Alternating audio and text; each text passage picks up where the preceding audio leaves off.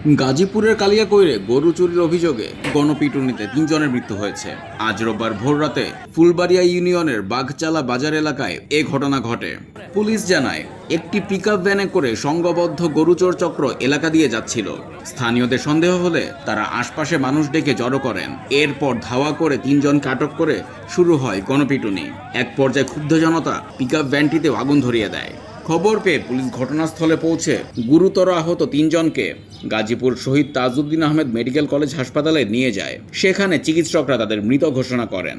হাসপাতাল কর্তৃপক্ষ জানিয়েছে, হাসপাতালে আনার আগেই ৩ জনের মৃত্যু হয়েছিল। নিহতরা হলেন সিলেটের কৃষাণ, গাজীপুরের শ্রীপুরের আজহারুল ইসলাম এবং রাজধানীর মিরপুরের মোহাম্মদ সেলিম। গরু চুরি করতে গেছিল, পরে পাবলিকের সাথে করছে, গণপিটুনি হয়েছে। পরে ৩ জনকে জনতা মেরে ফেলছে নাকি? সঠিক। পরে কি ময়না তদন্তের জন্য পাঠাইছেন? হ্যাঁ, পাঠাইছে। যারা নিহত হয়েছে তাদের পরিবারের কি যোগাযোগ করছে আপনার সাথে? একজন আসছে।